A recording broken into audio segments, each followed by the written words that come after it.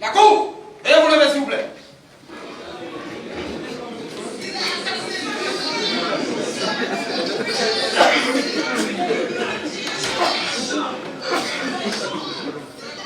L'audience est ouverte. Vous pouvez vous asseoir.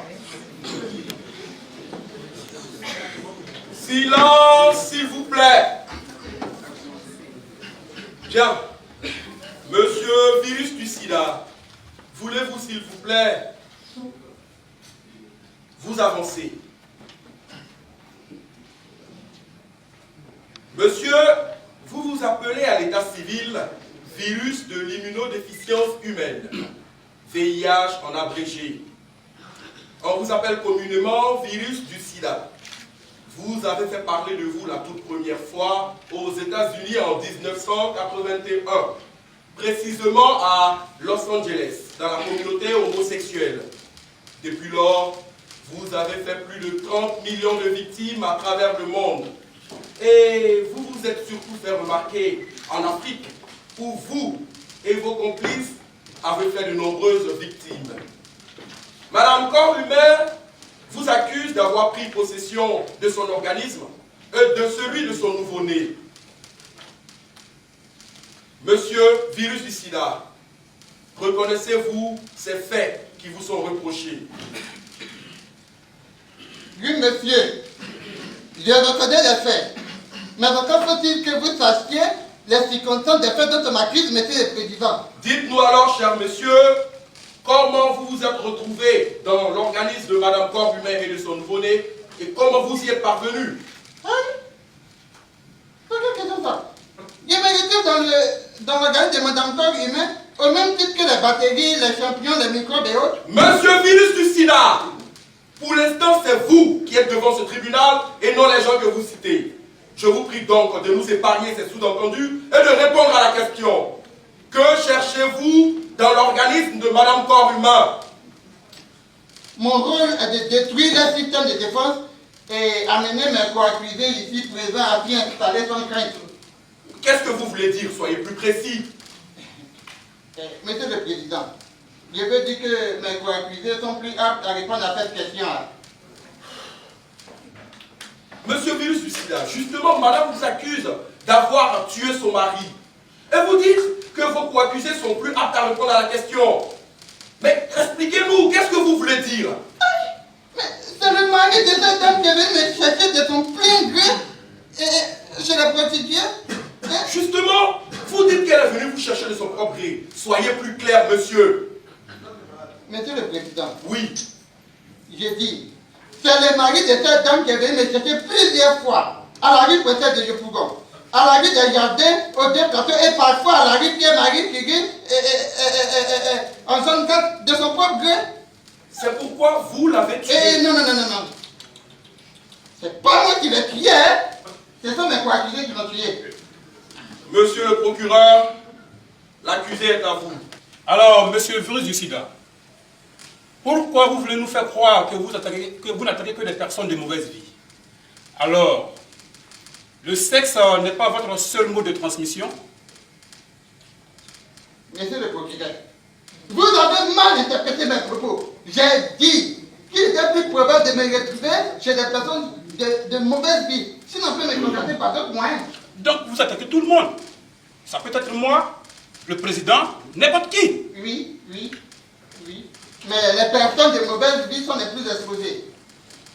Selon le professeur Kadio des maladies infectieuses et tropicales, doyen honoraire de l'UFR des sciences médicales d'Abidjan, monsieur Virus du Sida est le virus le plus dangereux et le plus redoutable que je connaisse. Rectificatif, procureur. Rectificatif. Je ne suis plus le plus dangereux. Il y a un collègue que vous connaissez très bien et qui est juste à côté de vous. Le virus d'Ebola. Avec plus un tonton mouvement, vous avez peur de lui, c'est ça, C'est tout le monde que vous vous achetez. Silence! Monsieur le procureur, continuez. Merci, monsieur le président.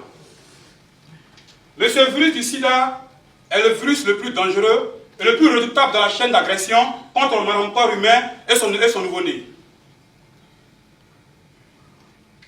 Bien. Merci, monsieur le procureur. Monsieur l'avocat de la défense, vous avez la parole. Alors, merci, Monsieur le Président.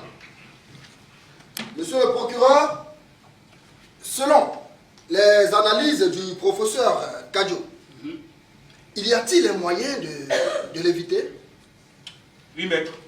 Lesquels, monsieur le procureur? Selon le professeur Kadjo, Oui. les moyens de l'éviter sont la fidélité, le port du préservatif, la stérilisation des seringues et autres objets souillés avant leur utilisation. Ok.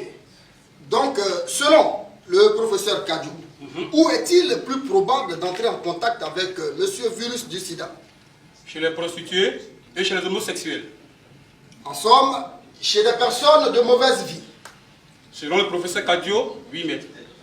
Alors, merci monsieur le procureur. Alors, monsieur virus du sida, vous disiez tout à l'heure que monsieur corps humain est venu vous chercher chez vous, là où vous étiez, c'est-à-dire chez des prostituées. Oui, maître.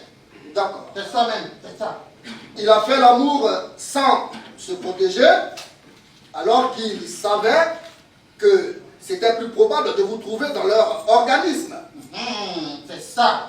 Il a eu des rapports sexuels avec des prostituées de son propre gré, alors qu'il savait que c'était là qu'il pouvait me tuer, et sans protection, il l'a fait. Voulez-vous dire que s'il s'était protégé, vous ne vous seriez pas retrouvé dans son organisme et il ne serait pas mort? Sa femme et son nouveau-né ne seraient pas menacés? Oui, maître, c'est ça même.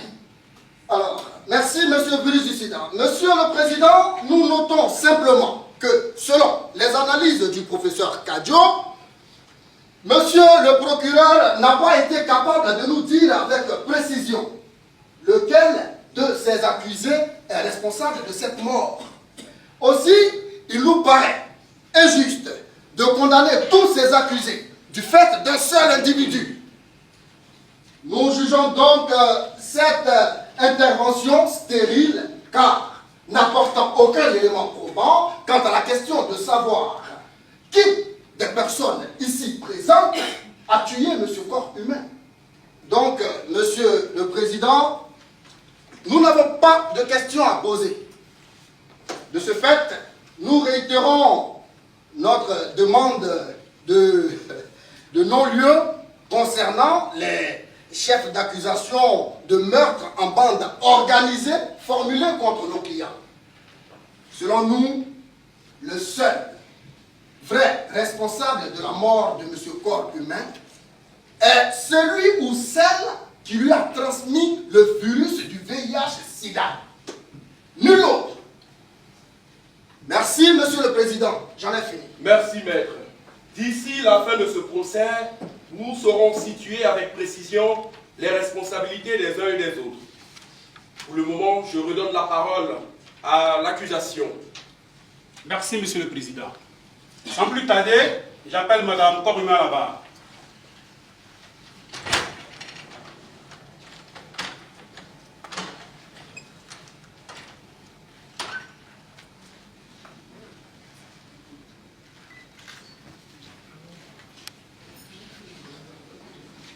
Je m'appelle Marie corps humain.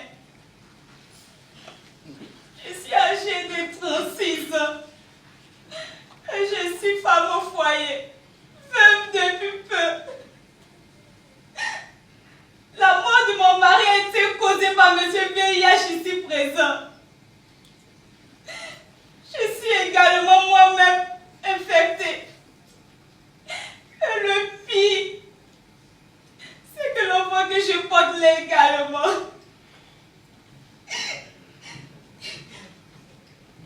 Ce que je peux vous dire, c'est que la fin de la vie de mon mari était un véritable calvaire.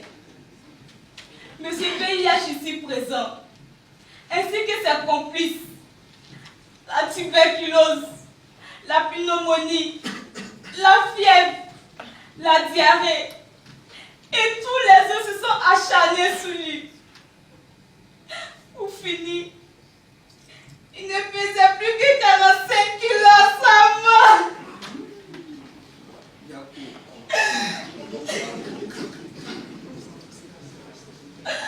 Lorsqu'à mon tour, sur les conseils des docteurs, j'ai fait mon test de dépistage.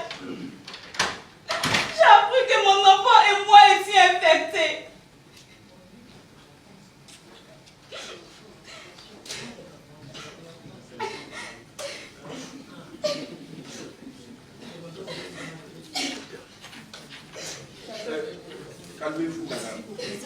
Calmez-vous. Yako. Oh.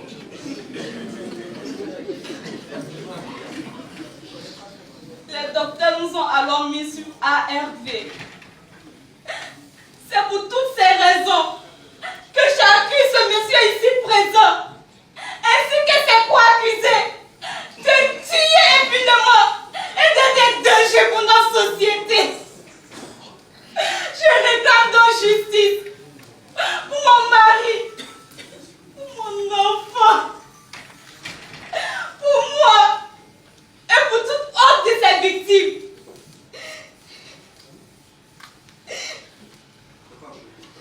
Merci, Madame Corps-Humain, pour ces quelques précisions qui illustrent assez bien le caractère nocif de ces individus.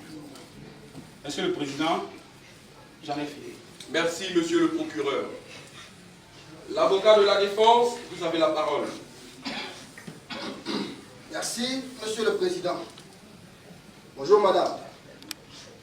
Avant tout propos, je tenais à présenter mes condoléances pour votre mari et je déplore également la situation que vous et votre enfant traversez. Donc, si je comprends bien, vous ne savez pas comment votre mari a été infecté. Non, je ne le sais pas. Alors, Madame Corps-Humain, avez-vous déjà trompé votre mari? Objection, Monsieur le Président!